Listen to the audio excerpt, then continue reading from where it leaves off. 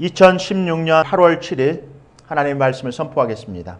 우리 다 함께 일어나셔서 말씀을 받겠습니다. 오늘 본문의 말씀은 요한복음 5장 19절에서 30절 말씀입니다. 한 말씀씩 교독하시겠습니다. 제가 먼저 19절 말씀을 읽고 다음은 20절 말씀 여러분들이 읽어가는 순서로 30절은 같이 합독하시겠습니다. 그러므로 예수께서 그들에게 이르시되 내가 진실로 진실로 너희에게 이르노니 아들이 아버지께서 하시는 일을 보지 않고는 아무것도 스스로 할 수 없나니 아버지께서 행하시는 그것을 아들도 그와 같이 행하느니라. 아버지께서 아들을 사랑하사 자기가 행하시는 것을 다 아들에게 보이시고 또 그보다 더 큰 일을 보이사 너희로 놀랍게 여기게 하시리라. 아버지께서 죽은 자들을 일으켜 살리심같이 아들도 자기가 원하는 자들을 살리느니라. 아버지께서 아무도 심판하지 아니하시고 심판을 다 아들에게 맡기셨으니 이는 모든 사람으로 아버지를 공경하는 것 같이 아들을 공경하게 하려 하심이라. 아들을 공경하지 아니하는 자는 그를 보내신 아버지도 공경하지 아니하느니라. 너희에게 이르노니 내 말을 듣고 또 나 보내신 이를 믿는 자는 영생을 얻었고 심판에 이르지 아니하나니 사망에서 생명으로 옮겼느니라. 진실로 진실로 너희에게 이르노니 죽은 자들이 하나님의 아들의 음성을 들을 때가 오나니 곧 이때라. 듣는 자는 살아나리라. 26절입니다. 아버지께서 자기 속에 생명이 있음같이 아들에게도 생명을 주어 그 속에 있게 하셨고 또 인자됨으로 말미암아 심판하는 고난을 주셨느니라. 이를 놀랍게 여기지 말라. 무덤 속에 있는 자가 다 그의 음성을 들을 때가 오나니. 29절입니다. 선한 일을 행하는 자는 생명의 부활로 악한 일을 행하는 자는 심판의 부활로 나오리라. 같이 읽겠습니다. 내가 아무것도 스스로 할 수 없노라. 듣는 대로 심판하노니 나는 나의 뜻대로 하려 하지 않고 나를 보내신 이의 뜻대로 하려 함으로 내 심판은 의로우니라. 오늘 말씀의 제목을 아버지의 선택과 아이의 희생이라는 말씀을 가지고 여러분들에게 말씀을 전할 때 여러분들 큰 은혜 받으시고 예수를 믿는 믿음이 더 커지시고 넓어지시고 높아지시고 확장되시고 새롭게 되시기를 다시 한번 주님의 이름으로 축복합니다. 이제 앉아주시겠습니다. 스위스에 있었던 실화입니다. 어느 날 한 관광버스가 손님들을 싣고 관광지에서 돌아오는 길에 일어난 사건입니다. 관광객들은 모두 잠에 지쳐서 잠에 빠져 있었습니다. 그런데 마지막 고개를 막 넘어가려던 순간 운전사는 브레이크에 이상이 생긴 것을 발견하게 됩니다. 브레이크가 고장난 채로 내리막길을 접어든 버스는 속도가 점점 빨라졌고 당황한 운전사는 떨리는 눈동자에는 급한 내리막길에 펼쳐진 5개의 급 커브길이 보였습니다. 버스에 점점 가속이 붙자 눈을 뜬 관광객들은 이게 뭐지? 이상한 것을 눈치채고 흥분하여 소리를 지르고 이성을 잃기 시작했습니다. 그렇지만 운전사는 침착하게 조심스럽게 커브길을 1개, 2개 잘 운전해 나갔습니다. 마지막 그 커브길을 통과하였고 모든 관광객들은 환호성을 지르며 좋아했습니다. 이제 마을길을 지나 반대편 언덕으로 올라가면 자연히 버스가 서게 되었는데 그런데 저 멀리서 아이들이 그 도로를 지나가고 있는 거였습니다. 깜짝 놀란 운전사는 빵빵 울리면서 경고를 하였습니다. 모르는 어린이들이 그 소리를 듣고 피했지만 아직 한 아이가 그 길에서 우물거리고 있었습니다. 순간 운전사는 관광객을 살려야 할지 그 아이를 살려야 할지 선택의 기로에 서 있게 되었습니다. 그리고 버스는 예상대로 계속 길을 가고 있는데 이제 브레이크가 파열되었기 때문에 어떻게 할 수 없는 그 상황 가운데 그 운전사는 그냥 그 아이를 밀치고 지나가 버립니다. 그리고 나서 한참 지나서 차가 서게 되었는데 운전사는 내리자마자 차에서 내려 그 아이를 부둥켜 안고 울기 시작했습니다. 사람들은 어쩔 수 없이 그 운전사가 그 아이를 칠 수밖에 없던 그 상황 가운데 그런데도 불구하고 그 운전사를 살인자 하면서 야유를 퍼붓기 시작했습니다. 운전사는 아무 말 없이 눈물을 흘리면서 그 아이를 안고 숲속으로 걸어갔습니다. 사람들은 계속해서 쫓아가면서 이 살인자 하며 그를 쫓아갔습니다. 그런데 어떤 젊은이가 외쳤습니다. 여러분들 이제 그만두세요. 그만 소리 지르세요. 저 아이는 바로 운전사의 아들입니다. 본문의 말씀을 잠깐 보겠습니다. 본문 말씀 19절입니다. 우리 성경 있으시면 성경을 이렇게 보시면서 같이 보도록 하겠습니다. 5장 19절입니다. 그러므로 예수께서 저희에게 이르시되 내가 진실로 진실로 너희에게 이르노니 아들이 아버지 하신 일을 보지 않고는 아무것도 스스로 할 수 없나니 아버지께서 행하시는 그것을 아들도 그와 같이 행하느니라. 그러므로 예수께서 그들에게 이르시되, 예수님의 대답입니다. 예수님이 대답하는 광경이기 때문에, 장면이기 때문에 그 18절 전 문맥을 우리는 보아야만 합니다. 18절 말씀을 보도록 하겠습니다. 유대인들이 이로 말미암아 더욱 예수를 죽이고자 하니 이는 안식일을 범할 뿐만 아니라 하나님을 자기의 친아버지라 하여 자기를 하나님과 동등으로 삼으셨음이니더라.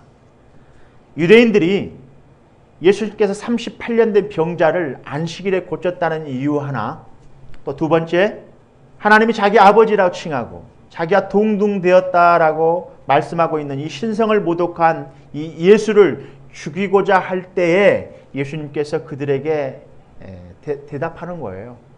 예수님은 하나님의 뜻을 행하시는 분이십니다. 우리가 하나님을 알고 싶으면 예수님을 보면 압니다. 하나님의 성품, 형상, 마음, 뜻, 행하시는 모든 것들을 알고 싶으시면 우리는 예수님을 바라보아야 합니다. 하나님과 예수님은 한 분이십니다. 믿으십니까? 아멘. 그래서 예수님은 자기 목숨이 위태로웠는데도 불구하고 하나님이 자기 아버지이심을 바꾸지 않습니다. 그래서 예수님께서는 아버지께서 예수 안에서 예수님을 통하여서 하는 그 일을 행하는 것이라고 다시 한번 반복해서 그들에게, 유대인들에게 반복해서 대답하고 있는 것입니다. 아버지께서 하시는 것을 보지 않고서는 어떻게 아들이 그 일을 할 수 있으며 아버지께서 하신 일을 본 그 아들이 그 일을 한다는 것입니다. 그리고 아버지께서 가르치시는 것을 그대로 행한다는 말입니다. 그 일을 하기 위해서 이 땅에 하늘에서 내려온 그 아들 예수 그리스도가 아버지, 하늘 아버지의 아들이라는 말입니다. 그런데 아버지께서 내 안에서 하시는 일을 나도 똑같이 그와 함께 한다는 말입니다. 그렇다면 아버지가 내 안에서, 예수 안에서 그 일을 행하시는데 무슨 일을 행하신다는 말입니까? 병자들을 고치고 치유하시고 천국 복음을 전하시고 또 구원을 하시는 그 아버지가 예수 안에서 그 일을 하시는 것입니다. 그러니까 그 아버지가 나와 동등하다는 것입니다. 내가 그 일을 하는 거라는 말입니다. 이렇게 신성을 모독하고 안식일을 범한 예수를 죽이고자 하는 이 유대인들에게 예수님은 동일하게 죽음 앞에서도 내가 하나님이시다, 내가 그 하나님의 일을 하고 있는 것이다 라고 유대인들에게 말을 하고 있는 장면입니다. 그런데 예수님은 그보다 더 큰 일을 하신다라고 말씀하고 계십니다. 어디에서 그 일을 하십니까, 여러분들? 이제 예수를 믿는 자들, 그리스도인들, 예수를 주라 시인하고 고백해드리는 자들 마음 안에서, 그들을 통해서 거기 안에서 예수님이 그 일을 행하시는 것입니다. 그런데 우리가 그 일을 우리 안에서 행하시는 예수님을 많은 분들 우리가 믿음으로 순종해드리지 못한다면 그분이 하시는 일을 우리가 제한할 수밖에 없는 것입니다. 그래서 우리가 제한할 때마다 하나님의 일을 하지 못하는 거예요. 그러니까 우리가 그리스도인인지 마귀의 자녀인지는 여기서 확실히 구분되어지는 것입니다. 우리는 주님 다시 오실 때까지 이제 그 일을 준비하면서 그런 어떤 믿음의 자세로 순종하고 준비해야 되는지에 대해서 우리는 우리들의 과거, 우리가 세상 가운데 있었는가, 예수 안에 있었는가, 오늘 현재 지금 세상 가운데 있는가, 예수 안에 있는가, 앞으로 미래에 세상 가운데 있을 것인가, 예수 안에 있을 것인가 하는 좋은 은혜의 메시지이지 않은가 싶습니다. 주님이 다시 오실 때는 주님이 이 땅에 오신 사랑의 결과가 드러나게 될 것입니다. 은혜 안에 있다가 주님 나라를 부활할 것인지, 아니면 심판을 받는 것이니 다 은혜를 받든 심판을 받든 주님의 사랑의 결과물들입니다. 그래서 우리는 오늘 말씀을 통해서도 우리가 매일매일 예수 그리스도에 대해서 말씀을 선포하고 예수님에 대해서 우리가 알아가고 자라가고 예수님과 함께 매일매일 살지만 마지막 때를 준비하는 오늘 우리들에게 오늘 이 말씀의 메시지의 핵심은 그 아버지의 선택, 그 아들의 희생을 통해서 오늘 우리는 오늘 현재, 과거에 어찌됐든지 간에 오늘 현재까지 어찌됐든지 간에 오늘 이 문을 들어오기 전까지의 모습은 어떠했든지 간에 오늘 현재 예수님을 나의 주님으로 믿고 다가올 미래의 심판 때 우리가 준비하는 자들로서 그렇게 준비하는 자들로 서야 될 줄 믿습니다. 예수님과 하나님이 한 분이듯이 예수님은 십자가에서 우리들의 죄를 위해서 못 박히신 것과 또 부활하신 것을 따로 분리할 수 없습니다. 또 복음의 핵심이 이 부활에 있기 때문에 그렇습니다. 만일 예수님께서 부활하지 아니하셨다면 아직도 우리는 죄와 허물로 인해 죽어 있을 것입니다. 할렐루야. 부활은 우리에게 새로운 소망을 가져다 주었습니다. 그래서 그리스도의 부활의 중요한 진리에 대해서 두 가지만 말씀을 전하도록 하겠습니다. 그리고 심판 때 이 부활 신앙을 가지고 우리가 십자가의 신앙과 부활 신앙을 가지고 그런 소망을 가지고 우리가 마지막 때를 어떻게 준비해야 되는가에 대한 말씀으로 그 은혜의 메시지를 전하고자 할 때 여러분들이 큰 은혜 받으시고 삶 속에서 그것을 적용하고 그것을 믿음의 잣대로 기준으로 삼고 매일매일 신앙 안에서 자라가시기를 다시 한번 주님의 이름으로 축원합니다. 첫 번째입니다. 진리죠. 우리 죄를 위해서 대신 짊어지셨던 주님, 그 예수 그리스도의 죽음에 대해서 하나님께서 그 공의와 그 사랑에 대해서 만족하셨다라는 말입니다. 다시 한번 말씀을 전합니다. 예수님께서 우리의 죄를 위해서 값을 치르시고 직접 우리를 위해서 자기 몸을 희생해서 핏값으로 자기가 십자가에 죽어주심으로 하나님의 공의와 사랑에 하나님께서 만족하도록 그 일에 순종하셨다라는 말입니다. 좀 말씀이 어려울 수 있습니다. 말씀이 좀 이해 안 될 수 있습니다. 그래서 그 이해 안 되는 그 하나님의 그 메시지를 통해서 하나님께서 여러분들의 마음을 이렇게 이해 안 되는 어둠 가운데 있었던 그런 이해 안 되지는 어두움들을 이렇게 갈아서 오늘 이 시간 이렇게 갈아서 엎어주실 것이에요. 그렇게 될 때 여러분들의 마음이 이해되어지는 마음으로 여러분들이 이해되어질 것입니다. 하나님의 나라는 지식으로 어떻게 설명한다 할지라도 여러분들이 이해되어지는 것이 아닙니다. 우리가 하나님의 나라를 이해하려고 하는 것이 아니라 하나님의 말씀을 듣는 데 있는 것입니다. 그리고 하나님 말씀의 음성을 듣고 보는 데 있습니다. 그러니까 우리가 하나님을 보고자 한다면 예수님을 바라보시야만 하는 거예요. 그리고 하나님의 말씀을 듣기를 원하시면 오늘 말씀을 이렇게 잘 들으시면 되는 거예요. 그러면 말씀이 살아서 역사하시게 될 겁니다. 그리고 하나님의 나라는 말에 있는 것이 아니에요. 하나님의 말씀을 들어야 돼요. 지식으로 말씀을 자꾸 이해하려고 하지 마시고요. 하나님께서 성령을 통해서 내 마음 가운데 들려주시는 그 음성을 잘 이렇게 들으시길 바라요. 성경은 모든 사람이 죄인이라고 말하고 있어요. 모든 사람이 죄를 범하였음에 우리는 다 양 같아서 그릇 행하여 제 갓길로 갔다고 말하고 있어요. 자기 멋대로 살면서 살고 있다는 말입니다. 이렇게 하나님은 모든 사람이 죄인이라고 말하고 있으며 각 한 사람 한 사람이 지은 죄에 대해서 말씀하고 계시는데 공의는 무엇이고 사랑은 무엇입니까? 하나님의 공의는 율법으로 613가지가 되는 율법을 제정하셔서 그 율법을 지키는 것에 있고 또 하지 말라는 것은 해야 되는 것에 대해서 말씀하고 있습니다. 365가지가 하지 말라는 것들, 248가지가 해야 되는 것들, 613가지의 율법을 정하시고 하나님 본인 자신도 그렇게 율법을 정하신 것을 지키셨어요. 그것이 율법에 대한 공의입니다. 그런데 율법에 대한 공의만 있으면 그것이 다 완성된 게 아니죠.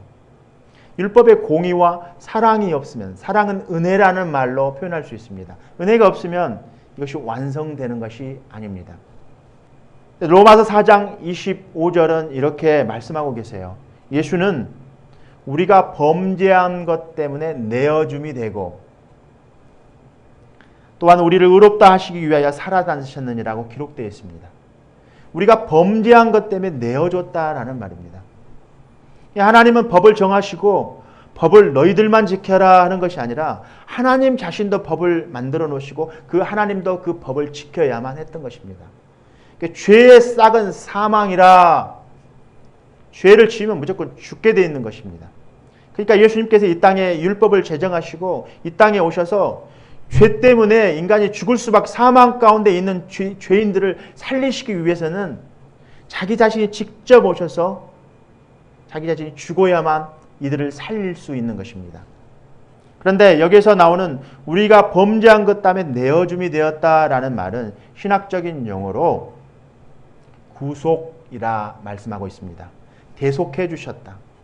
그런데 우리가 구속이라는 말과 대속이라는 말을 조금 분류할 수 있는데, 구속은, 대속이라는 말은 어떠한 빚을 지고 있는 종이 이제 종이 된 자에게 빚을 갚지를 못했어요. 채무를 감당하지 못했습니다. 그래서 종이 된 종에게 그 빚을 대신 갚아주고 종의 상태를 해방시켜주는 것을 대속이라 합니다.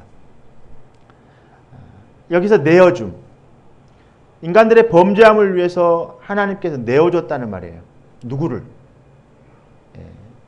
종이 된, 죄를 지어서 죽을 수밖에 없는 인간들을 위해서 하나님께서 값을 치러주십니다.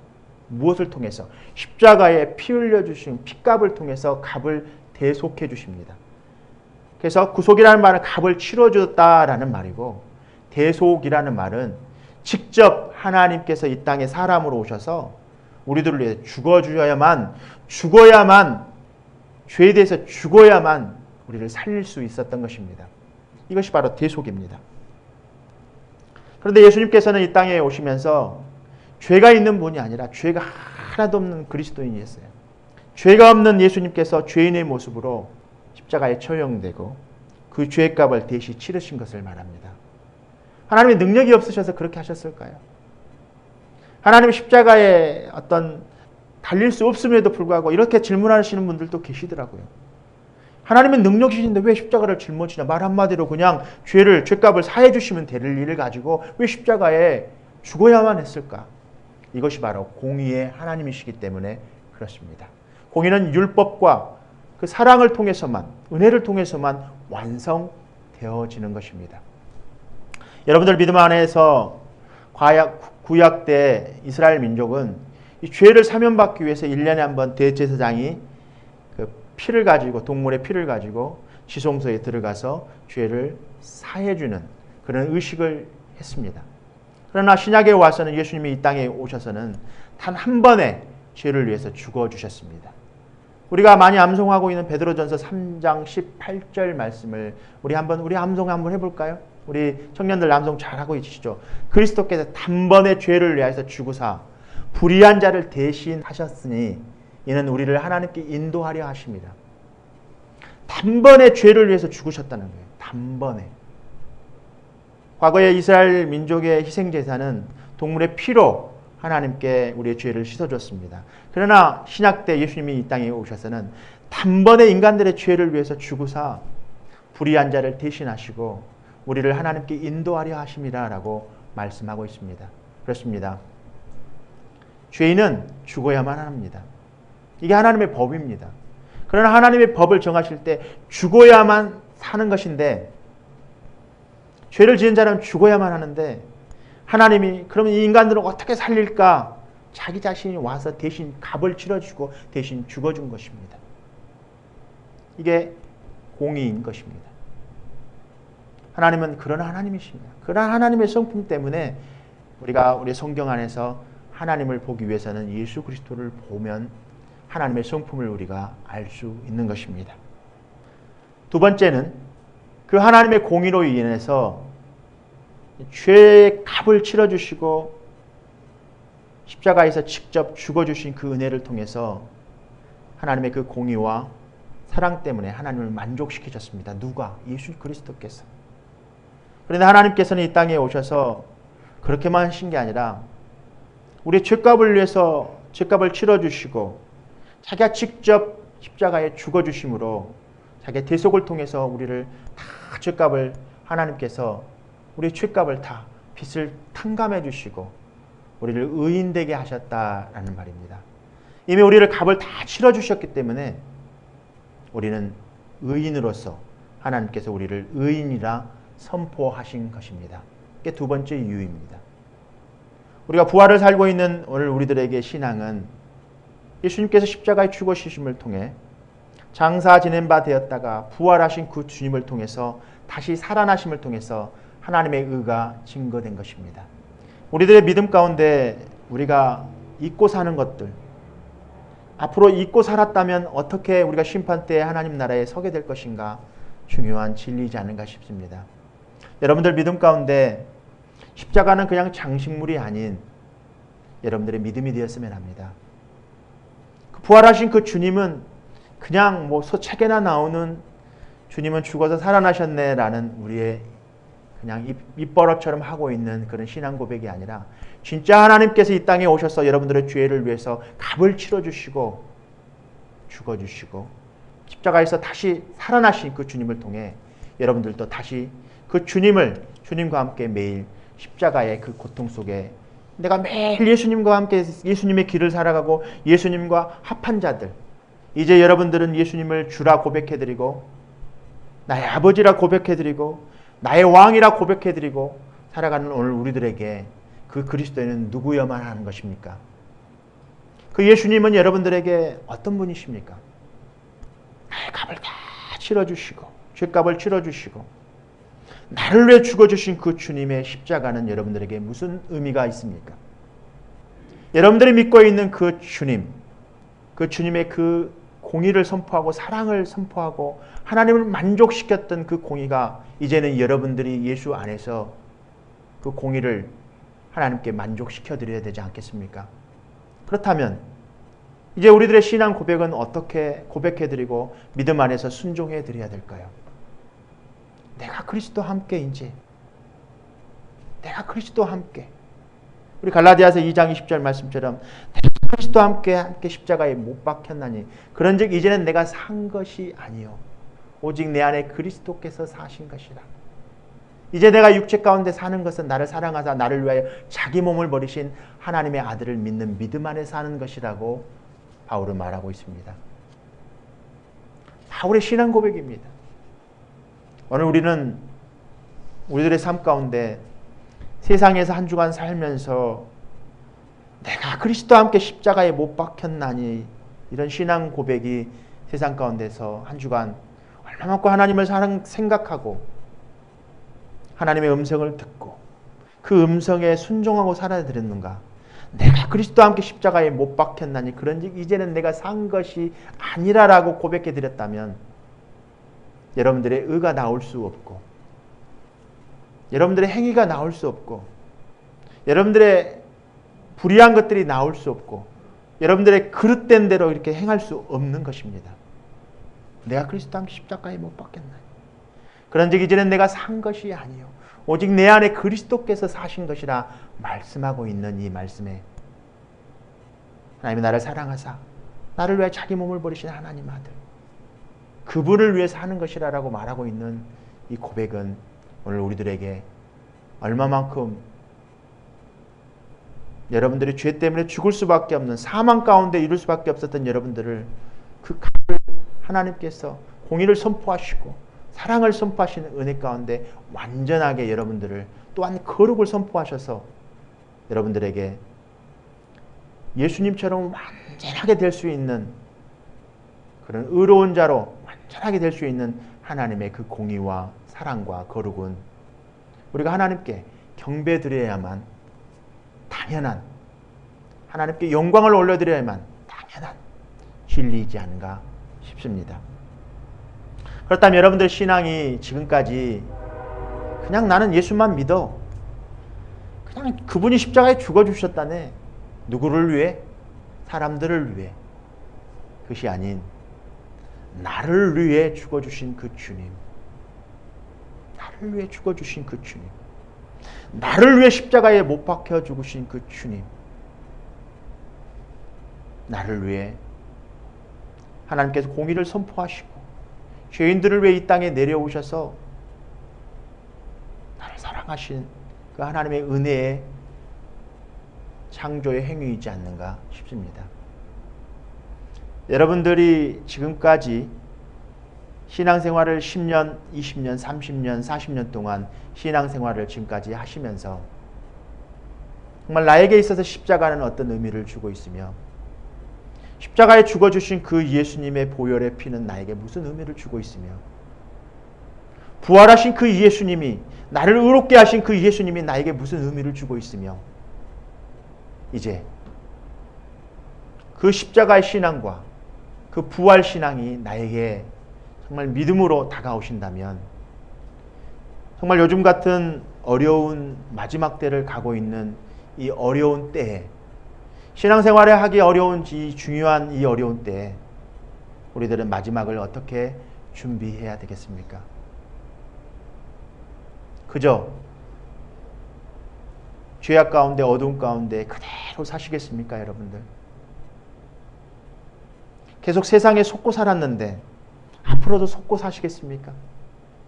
인생을 10년, 20년, 30년, 40년, 50년, 60년, 70년 이렇게 속고 살았는데 앞으로도 속고 사시겠습니까? 매일같이 반복되어지는 진리와 마귀와의 유혹 가운데 매일 여러분들은 진리 안에 서 있는가?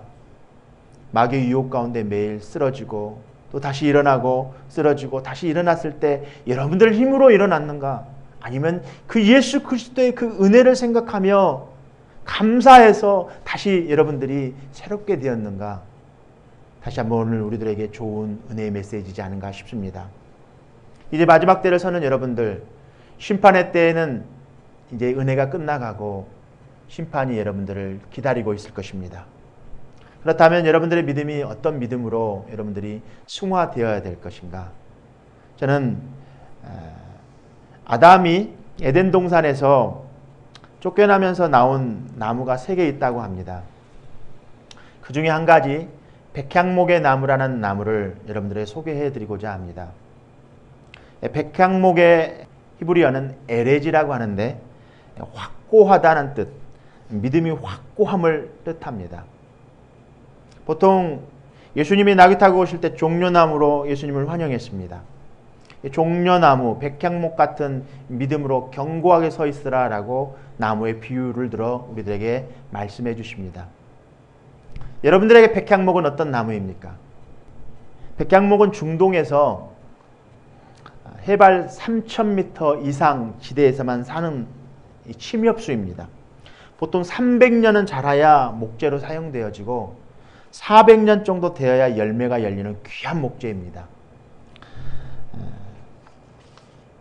특징이 있다면 사시사철 눈 속에 덮여 있는데도 불구하고 잎사귀의 푸르름과 향이 그윽하게 향이 난다고 합니다. 근데 이 백향목의 특성은 키가 보통 40m에서 50m 정도 자라며 허리둘레가 한 10m 정도까지 자란다고 합니다. 이 백향목은 뿌리가 보통 한 50m까지 내려간다고 합니다.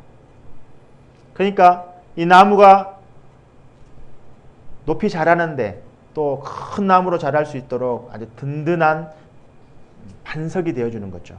뿌리가 단단한 거죠. 그리고 나무에 송진이 있어서 다른 것들이 벌레가 침투하지 못하도록 송진이 그렇게 보호를 해주고 있답니다. 그래서 이 백향목은 솔로몬 시대에 성전을 지었던 아주 중요한 목재로 사용되어졌습니다. 그리고 페니키아인들이 배로 사용되었을 만큼 귀한 목재였던 것입니다. 이 백향목은 뿌리가 단단하며 내구성이 단단하기 때문에 귀한 이렇게 쓰임받는 목재로 사용되었습니다. 우리들의 믿음도 그런 십자가의 신앙, 매일같이 나를 위해 죽어주신 그 주님, 내 핏값을 하나님이 피를 통해서 아들을 희생해서 우리들을 살려주신 그 은혜를 생각하고 갈라디아 2장 20절 고백하는 것이 진짜 성경에 나와 있는 이 고백이 자기의 삶의 고백이 되었으면 합니다. 내가 그리스도 앞 십자가에 못 박혔나니 그런즉 이제는 내가 산 것이 아니라 오직 내 안에 그리스도께서 사신 것이라고 이렇게 고백해드리면서 우리가 살아갈 때 이 백향목처럼 올바르고 아주 견고하고 믿음이 확고한 신앙의 정조가 있었으면 합니다. 믿음이 확고한 신앙, 우리가 단단한 신앙, 그리고 어떤 것들이 침투해 들어온다 할지라도 마귀가 침투해 들어오지 못할 수 있는 그런 견고한 신앙, 그리고 향기가 극한 이런 신앙. 이런 백향목은 사시사철 눈 속에 덮여있는 이 나무로서 장엄하고 웅장하며 새롭게 됨을 통해서 많은 사람들에게 신앙의 비유로 이 백향목을 비유하기도 합니다. 어떤 상황 가운데서도 추위에서도 잘 견디고, 또한 이 백향목의 특성 중에서 저는 특별히 좋은 목재, 좋은 나무, 좋은 향기, 좋은 열매. 그런데 특성 중에 하나가 백향목은 나이가 들어갈수록, 고목이 되어갈수록 열매가 풍성해지는 것들을 보게 됩니다. 보통 사람이 늙어가면 힘도 잘 쓰지 못하고 자기의 진가를 다 발휘하지 못하고 늙어갑니다. 그러나 이 백향목은 늙어갈수록 더 자기의 진가를 더 발휘하고 그 견고한 그 믿음과 굳은 믿음을 가지고 신앙 안에서 이렇게 자라가는 백향목처럼 오늘 우리들에게도 우리의 신앙이 단단하고 견고해서 하나님 앞에 귀 쓰임받는 여러분들이 되었으면 합니다. 그런데 이 백향목의 특성은 어디에 사용되어졌는가, 또 어떠한 특성을 가지고 사용되어졌는가가 중요합니다. 백향목은 성전을 짓는 데 사용되어졌습니다. 우리들의 신앙이 이 땅을 살아가면서 어디에 사용되어져야 될까요? 우리는 하나님 앞에서 하나님을 믿는 자로, 하나님의 귀한 자로, 하나님 앞에서 그 사랑받는 자로 이 땅에서 어떻게 그 신앙의 견고함과 곧은 그 신앙을 이 땅에서 드러내야 될까? 우리는 다시 한번 오늘 부활신앙, 예수님께서 우리의 죄를 위해서 내어줌이 되고 우리를 의롭게 하시기 위해서 다시 살아나신 그 주님, 우리들의 단번에 죄를 위해서 단번에 죽으시고 불의한 자를 대신하시고 우리를 하나님께 인도하기 위해서 그렇게 하신 그 주님을 통해 다시 우리를 의롭게 하시기 위해서 다시 살아나신 그 주님, 그 예수님은 죄값을 다 치러주시고 대속해 주신 그 은혜를 통해서 우리를 하나님의 공의와 사랑에 만족시켜드렸습니다. 그리고 우리를 다시 의롭게 하심으로, 부활하심으로, 의롭게 하심으로 그 거룩을 하나님께 만족시켜드렸습니다. 그렇다면 오늘 우리들에게 삶에 있어서도 이 백향목처럼 정말 귀하게 믿음으로 견고한 신앙을 가지고, 곧은 신앙을 가지고 어떤 상황 가운데서도 인내하고, 이제 마지막 때가 다가오면 많은 부분들 우리가 인내하는 것들을 드러내야 될 때입니다. 그런데 우리의 신앙이 견고하지 못하면 이런 어려운 때에 견뎌내지를 못할 것입니다. 조금만 바람이 불어도, 조금만 추위가 와도, 조금만 더위가 와도, 조금만 어려움이 와도 그냥 쓰러져 버리고 나무로서 진가를 발휘하기도 전에 쓰러져 버리는, 파괴되어져 버리는 그런 신앙의 모습이 아닐까 싶습니다. 그렇다면 오늘 우리들에게 정말 어떤 곳에 우리의 신앙이 심겨져야 할까? 우리는 성전을 짓는데 우리의 신앙이 거기에 우리의 신앙이 심겨져야 할 줄 믿습니다. 여러분들의 믿음이 여러분들 안에 있는 성전을 하나님께 지어가실 때 거기 안에 하나님의 성품과 하나님의 의와 거룩을 하나님의 사랑을 계속 심어가시면서 하나님 나라를 위해서 그렇게 살아가실 때 여러분들의 인생 가운데서도 큰 생명의 강이 흐르지 않을까 싶습니다. 여러분들 성전 안에 그 뿌리 깊은 백향목과 같은 그런 뿌리 깊은 신앙이 여러분 안에서 심겨져서 곱게 자라가시기를 다시 한번 주님의 이름으로 축복합니다. 그리고 굳고 아주 단단하게 이렇게 자라가시는데 어떤 것을 침투해 들어올 수 없는 하나님의 진리의 말씀으로 이렇게 포장하시고 또 향기를 계속 드러내는 여러분들의 삶을 통해서 정말 하나님께 영광을 올려드리는 여러분들 되시기를 다시 한번 주님의 이름으로 축복합니다. 오늘 말씀을 마치고자 합니다.